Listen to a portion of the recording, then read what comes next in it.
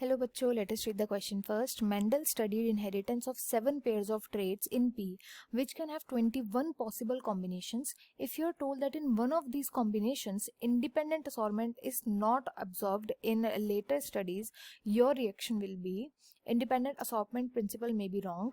Mendel might not have studied all the combinations. It is possible later studies may be wrong.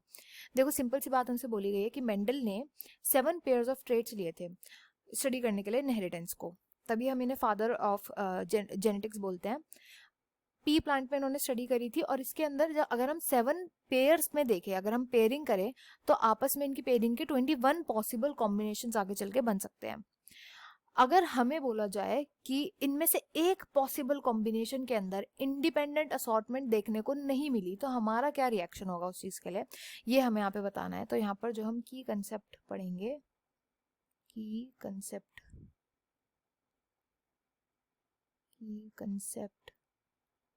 वो होगा independent law of independent assortment. Law of independent assortment. तो law of independent assortment क्या बोलता है, पहले हमें ये जानना है.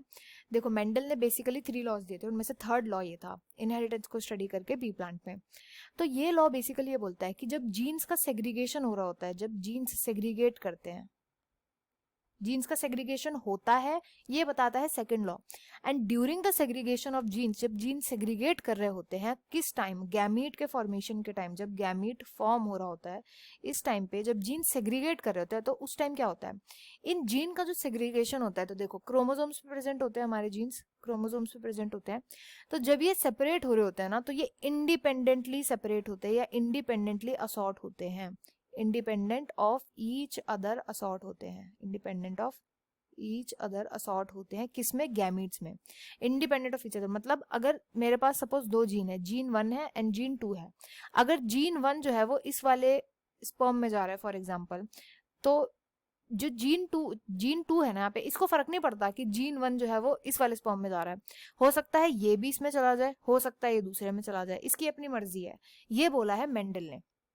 बट आगे चल के क्या देखा गया, आगे चल के देखा गया कि ऐसा जरूरी नहीं है. कई बार जीन्स क्या होते हैं, लिंक्ड होते हैं. लिंक्ड होते हैं मतलब कि जैसे gene 1 and gene 2 same gene, जैसे बेस्ट फ्रेंड्स होते हैं ना, बेस्ट फ्रेंड्स क्या होते हैं, लिंक्ड होते हैं. जहां पहला वाला दोस्त जाएगा वहीं दूसरा जाता है, ऐसे लिंक्ड जीन्स होते हैं. यूजुअली क्या होते हैं, क्रोमोसोम पे बहुत आसपास होते हैं. जैसे क्रोमोसोम है, क्रोमोसोम इस पे सपोज अगर 1 इधर होगा तो 2 इसके आसपास ही होगा, दूर दूर नहीं होते. तो लिंक्ड क्या होगा कि अगर ये 1 जो है ना, ये इस वाले स्पर्म में गया तो दूसरा भी इसके पीछे पीछे इधर ही आएगा, इसको छोड़ के नहीं जाएगा. तो वो सेम क्रोमोसोम के अंदर, सेम जो स्पर्म है उसके अंदर पाए जाएंगे दोनों के दोनों जीन्स. इनको हम बोलते हैं लिंक्ड. बाद में ये चीज पता चली थी कि बिकॉज मेंडल ने क्या किया, देखो मेंडल ने सारे 21 पॉसिबल कॉम्बिनेशंस को तो नहीं देखा होगा. क्यों, इतने सारे कॉम्बिनेशंस को ग्रो करना, उनकी जनरेशंस को देखना. देखो जो पी प्लांट होता है उसको ग्रो करना पड़ेगा आपको. तो मेंडल ने यूजुअली जो किया था, सबसे पहला जो किया था, उन्होंने क्या किया था, उन्होंने एक ट्रेट पे ध्यान दिया था. एक ट्रेट पे, या तो वो टॉलनेस थी या पॉड की शेप थी या फ्लावर का कलर था. पहले एक ट्रेट देखा, फिर उन्होंने 2 ट्रेट लिए. अब अगर वैसी कॉम्बिनेशंस देखते हैं ट्रेट के तो उनको कितना ज्यादा टाइम लगता है, क्योंकि इतने सारे पी प्लांट को ग्रो करना होता है, उनकी जनरेशंस बनानी होती है, क्रॉप है वो टाइम लेगी. तो इतना तो वो नहीं कर सकते थे. तो उन्होंने सारे पॉसिबल कॉम्बिनेशंस तो नहीं देखे. तो इस वजह से जो है ये हम उनकी नजर में ये आ नहीं पाया कि कुछ, उन्होंने तो ये वाला दे दिया, उन्होंने तो ये वाला लॉ दे दिया कि सारे के सारे जो जीन्स होते हैं वो इंडिपेंडेंटली असॉर्ट करते हैं.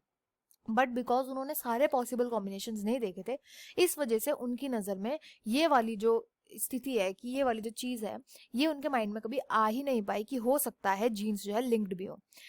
तो इस क्वेश्चन का जो राइट आंसर है वो होगा ऑप्शन बी, कि मेंडल ने सारे कॉम्बिनेशन की स्टडीज नहीं करी, क्योंकि अगर वो स्टडी करते तो हो सकता था कि कोई ना कोई ट्रेट उन्हें ऐसा मिल जाता, कोई ना कोई जीन्स उन्हें ऐसे मिल जाते जो कि कैसे होते हैं, लिंक्ड होते हैं आपस में. तो इस क्वेश्चन का राइट आंसर ऑप्शन बी होगा. I hope you understood well. Best of luck and thank you.